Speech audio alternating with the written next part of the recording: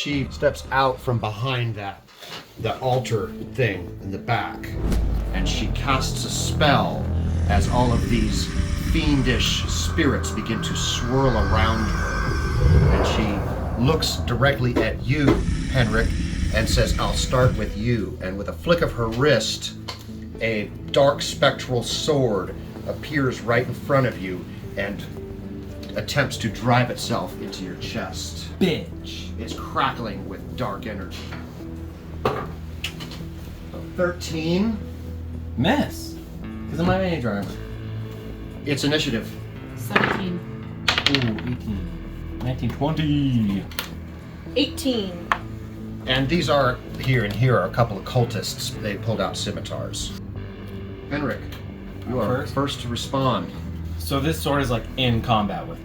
Yeah, it just tried to stab you and skitched off of your mage armor. And it's floating right in front of you. I'm going to swim past it. So, 30. And then I'm going to use my bonus action to Misty Step. 30. And then I'm going to use my action. And I'm going to yell, "Scorched fire, bitch!" And then 20, 25, 30. Jets of flame shoot up from the ground to clear the saving throw. Okay, they both save. Oh. 19, they still take 9 or 10 damage. Round up. 10. 10 damage. That's enough to kill that cultist. He drops in fire. I hope there's not any more cultists. Seraphina is next. Seraphina, observing the situation, decides to focus on supporting her allies from a distance. She moves closer, positioning herself about 40 feet away from the nearest cultist, but still within range to aid her companions. She then prepares to cast a ranged spell, or to use her healing abilities if necessary, keeping a careful eye on both the cultists and her party members. She also mentally prepares herself to provide healing or protective support to Henrik, Agress, and Rin as they engage in combat. Go ahead now to Egress. I'm gonna advance from the opposite side. 30, 35, 40. Okay. I'm gonna throw my dagger. Just and I within. roll a 13. Hit, roll damage. 6 points of damage. Okay, so we move down to... It's Rin. Okay, Rin. I'm going 17. to here. As I move forward, I'm going to call out to her, "Oh dear, what a mess. Your fighting style is such a distress. It's like watching a game of dice played by a kobold itching with lice." That's vicious mockery. It is. Wisdom saving throw of 16. She saves. Unfortunate. She laughs at you and says, "Your struggles are futile. Embrace the darkness." Now it's her turn. She redirects the spectral sword that you ran by, and it comes up behind you, Rin, to stab you in the back. 16. That's a hit. 8 points of damage. Then she redirects her attention over here to Henrik and casts a spell on you. Make a wisdom saving throw. Wait. 23. Yeah, she tries to command you to grovel, and you successfully resist her command.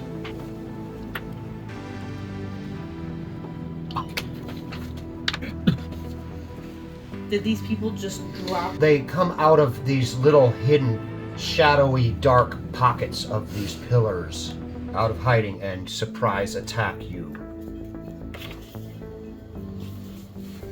2 on Henrik with advantage. 14. Miss. Is Bardic Inspiration a bonus Okay. 23. Does that hit? Yes. 7 points of slashing damage. One of them jumps out of the shadows, attacking Egress.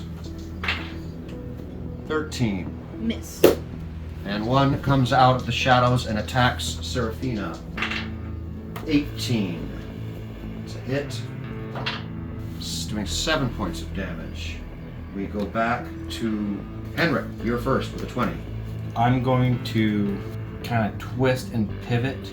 Am I able to back up? With them two here and her over there, you're going to end up turning your back on somebody. Okay, so in that case, what I'll do is I'll just cast Thunderwave Center to myself to kind of blast outward and hit those two. So Okay. I need to make a Constitution saving throw. However, when I'm casting this spell from my book automatically flips to a different page and I almost pull a different rune out of it. So it will deal cold damage instead of thunder. Okay. Save DC? 16. Okay. They both fail the save. 5 damage and they get pushed back 10 feet. Kind of walk out of her line of sight. I'm going to back up, kind of pivot so I'm facing both directions and just get on her side. Right there. So I don't leave her combat and give her an opportunity attack.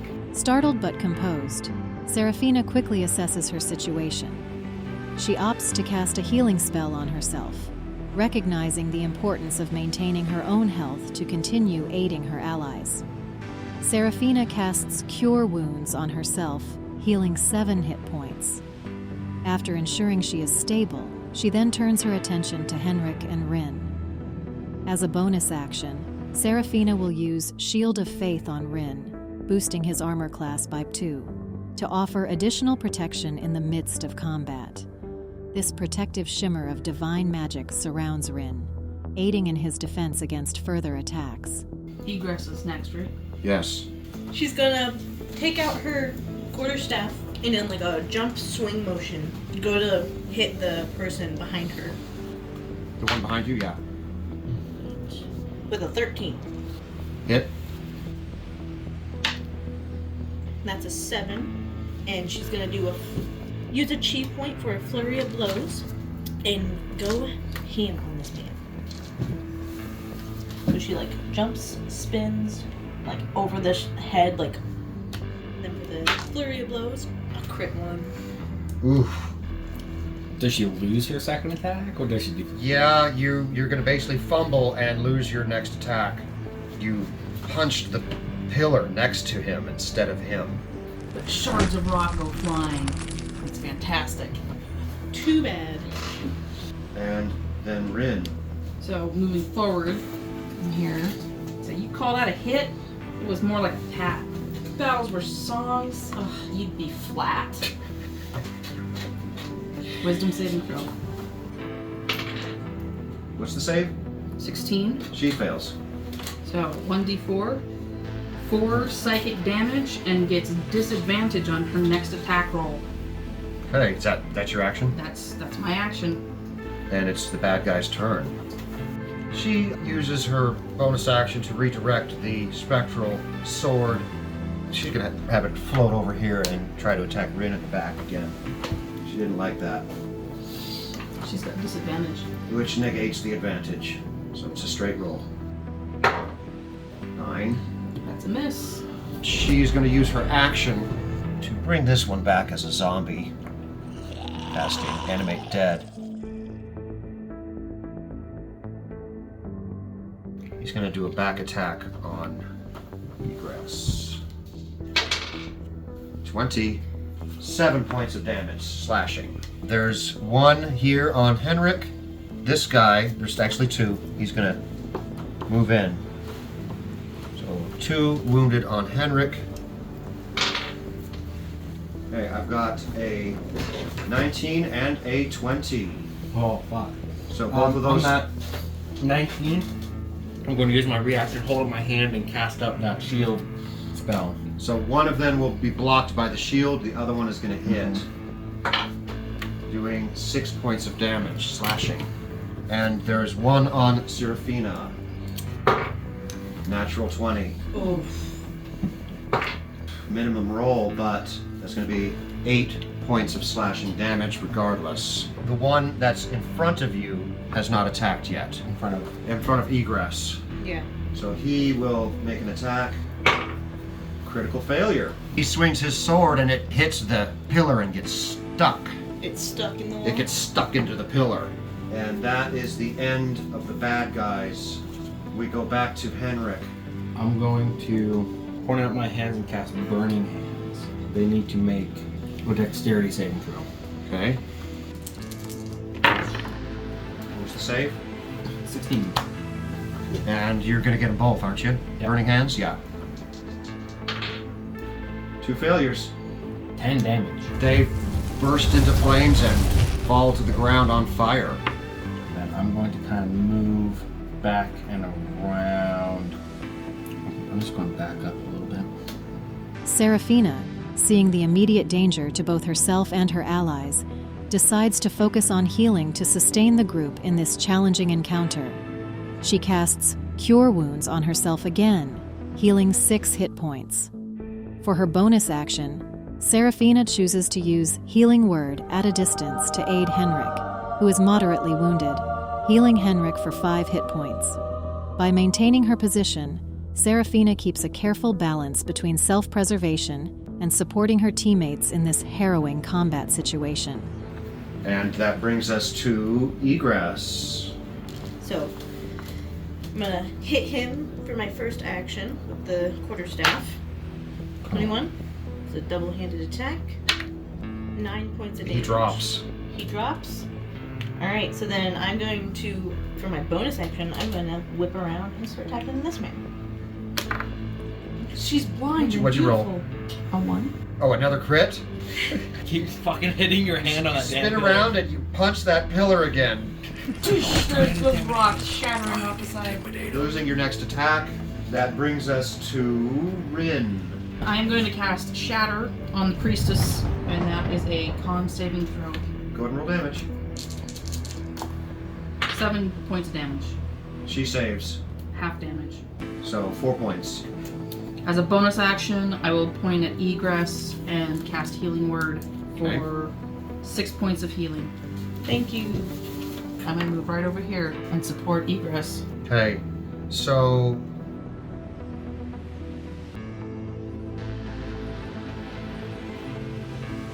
this swirling mist of fiends moves with her, and it extends around her 15 feet in all directions.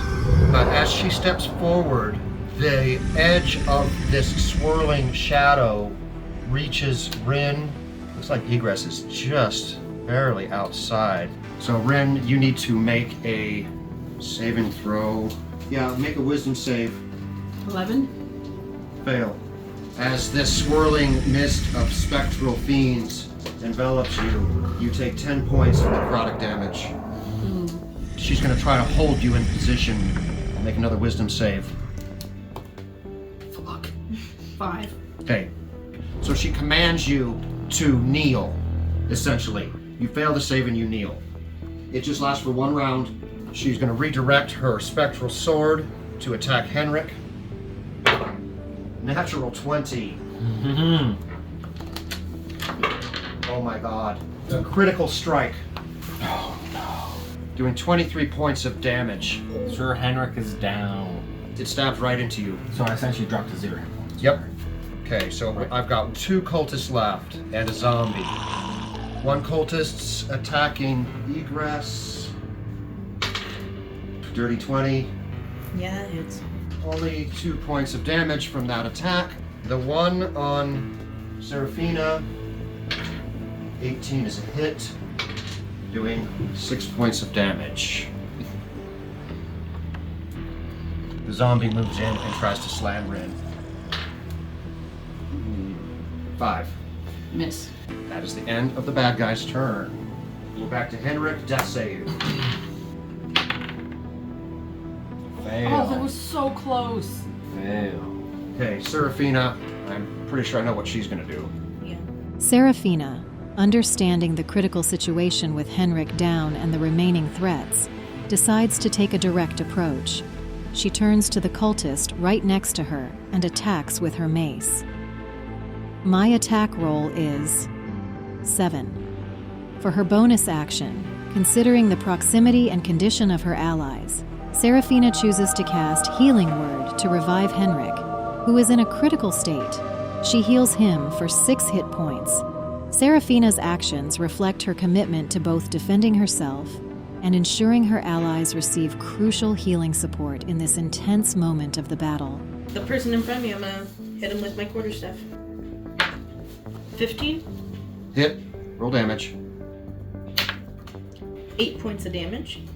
And they already have... That one is wounded. He falls. Alright. Do you have another chi point to take out the other one? Yeah, I have 1 chi point left. I could either go in straight for the girl in the up there, or I could go for the zombie. I'll try and get that girl out of combat. Otherwise, she might just raise another one. Yeah, so I'm gonna go 5, 10. Okay, as soon as you enter this swirling mist of spectral fiends, you need to make a wisdom save. Wisdom 14. Fail. Damn. But you have Bardic Inspiration. Oh Yes. yeah, I still have my bardic inspiration. Let me roll my d6 real quick. 16. Save. Yes. Take half damage. Oh, 5 points. Let's make it 3. Make it 3 points. Yeah. Then I'm gonna use my bonus action to do flurry of attacks. Nat 20. Okay, So that is going to be that's a hit. 8 damage plus whatever I roll on it. Yeah. So Wow. yeah, it'll be 12 total. Okay. And then another attack with the flurry of blows. So 18. That is a hit. Alright. 8 points of damage. Okay. She is beginning to show signs of being moderately damaged. Rin, make another wisdom save. You're starting to turn inside that swirling mist of shadows. 9. You take 12 points of damage. Necrotic. I'm gonna attack the zombie with my battle axe. 12. Roll damage. 3 points of damage. As a bonus action, I'll cast Healing Word on Egress for 6 points of healing. Okay. That takes us to the bad guys. Now, she doesn't much care for what Egress did. She's going to attempt to inflict wounds on you with a touch attack. 13. Miss. She redirects her sword, her spectral weapon. She'll send it over to Seraphina and make an attack with it there. That's gonna hit. 20. Doing 13 points of damage. And then that just leaves the one. Oh, the zombie. He's going to try and slam Rin. 18. That hurts. 4 points of damage. Bludgeoning. And we are back to Henrik. I'm going to stand around the rock. I want to say, you may have the years of experience, but your natural talent is just lacking. And I'm going to throw a chromatic orb at her. Oh, okay. 16, 17, 18, 19, 20. Wow, you hit her. Healing. 10 points of damage. She is seriously wounded after that attack. Then we go to Seraphina. Drawing upon my faith in Suna, I call forth the divine light of sacred flame, aiming it directly at the Dark Priestess. May Sun's light purge this darkness, I declare, as the radiant flame seeks out its target, delivering 6 points of damage. I quickly turn my focus to Rin. By Suna's grace be renewed, I intone, casting Healing Word as a level 2 spell to ensure a greater infusion of healing energy. The divine word, imbued with Sun's love, seeks to close his wounds and restore his spirit, healing Rin for 10 hit points, offering him a second wind in this dire moment. Okay, so the saving throw for the Dark Priestess. That is a fail. And the damage in Sacred Flame is 6. The Sacred Flame causes the Dark Priestess to fall. Got the Spirit Guardians, and the weapon, the spiritual weapon, disappears.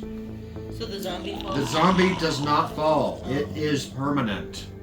So I'm gonna turn towards the undead, and I'm gonna make my monk attack.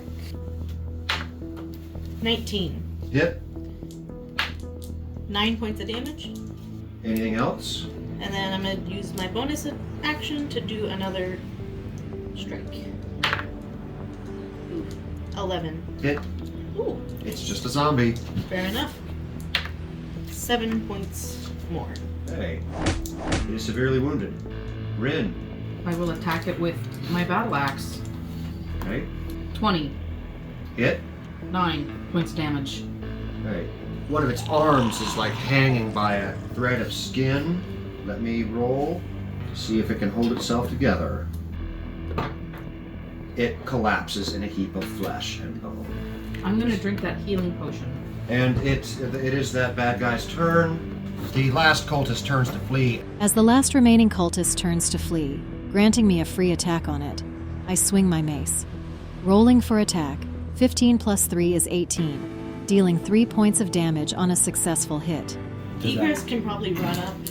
Well, if it's my turn next, I'll be able That was the bad guy's turn. She just got a free attack, and because it turned to flee. Mm-hmm. And as it begins moving away, we would go back to Henrik. So is he 30 feet away? Yeah, give him about 20 feet. 5, 10, 15, 20.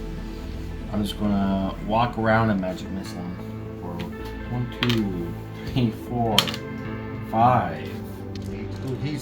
He's still on his feet, just barely. 5, 10, 15, 20. Yeah, I can throw my dagger at him. Ooh. 12. Hit. 6 points of damage. Kill. Dagger goes right into his head, back of his head. Combat is over. Jeez! Okay, so just basically tell me what you do. The battle with the Dark Priestess and her cultists is over. Henrik will go up to the big bad lady and see kind of what, if there's like a rank symbol, a certain, the pendant of the triangle, stuff like that. There is, around her neck, an amulet with that symbol. Big and fancy or same as the rest of them? Big and fancy. Big and fancy. I'll take the big and fancy amulet and then just search the rest of her. There's a staff clutched into her dead fingers. I'll take the staff. I will go ahead and investigate the rest of the room. The staff is a sinister and foreboding artifact, crafted from dark, gnarled wood that seems to absorb light rather than reflect it. It stands about 6 feet tall with a series of intricate carvings running along its length, depicting twisted scenes of sacrifice and dark rituals. Near the top of the staff, a glowing orb pulsates with a sickly green light encased in a lattice of blackened bone. Just above this orb, a small humanoid skull is affixed, hauntingly reminiscent of a fetus or newborn. The skull's eye sockets glow faintly in the same eerie green as the orb, suggesting a connection to some malevolent force. A fetus skull. Slightly disturbing. I want to ask over to Egress and say, hey Egress, do you still have that wand of detect magic? Yes, I do. I want to see if this is magical and how magical it is. Sure. Egress will pull out the wand from her belt and use one of its casting abilities to detect magic. Okay. Both the staff and the necklace glow. Looks like there's 2 items. Okay. As he shoves them both in his belt. I mean, they might be cursed until I can cast Identify on them. I'm gonna investigate the rest of the room. Did anything else glow in the room? Make a perception check. 10. You find pottery shards, bones, candles. On the altar there's some incense. Nice incense? Define nice. Does it smell pleasant or does it smell like decay? It smells pleasant. I will take the incense and stick it in my bag. Can we still hear the magical thrumming coming from kind of back where we came from? Not from in here. Well, do we want to try and rest here? I think we should. Does anybody search the cultists? Yeah, I'll search the I ones mean, that I searched the big lady. I'll search the ones Okay. that I were around. The cultists, you find a collection of trinkets. Well, and some gold. I think it's how much gold? 35 gold pieces total. A carved bone amulet. A set of dice. The amulet, it depicts a sinister, unknown deity. The dice are made from polished animal teeth, each marked with strange symbols rather than numbers. There's a small iron-bound book with pages made of vellum, filled with cryptic writings and dark rituals in an unknown language. and a blackened ring with an eerie, faintly glowing gem set into it, possibly used in cult rituals. I suppose that you would have probably, with your detect magic, have noticed a faint glow on that ring as well. Just it has a glowing gem. Is that it for this room then? I think so. Sir Henrik is going to take some rope and possibly some of the pottery shards and almost set like dangling traps in the other 2 exits where we haven't been through. Dangling traps. So it's Describe like it. if someone, just kind of like in the dark nooks, kind of have them hanging down. So if someone runs into it, we can hear like the shard or A noisemaker. Yeah, a noisemaker. Okay. To just alert us if someone hits them. Go ahead and make a sleight of hands check for that. Come on, man. 4. You are having a hard time getting the pottery to hang. Like you tie it around an oddly shaped chunk of pottery and it just falls out. Just fall back. Oh well. I'm over We it. could just pile a bunch of pottery in the doors where anybody coming or going would have to like step on them. Sure, let's do that. Okay, so you are going towards the hum. I think we're gonna rest in this room first. Yeah, I think we need to try and get a rest in.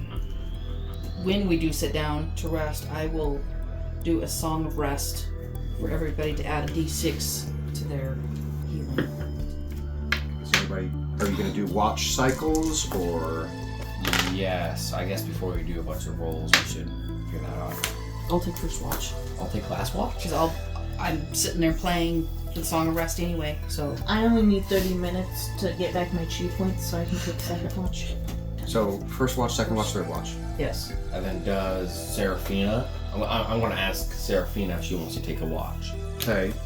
After the battle with the Dark Priestess, the group is going to take a long rest and is wondering if you are going to take a shift at watch.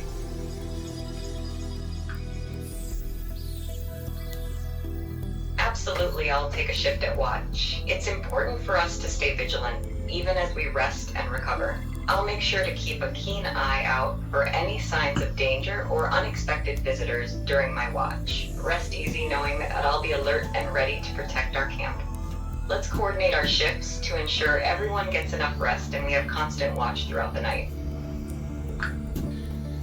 Okay, encounters.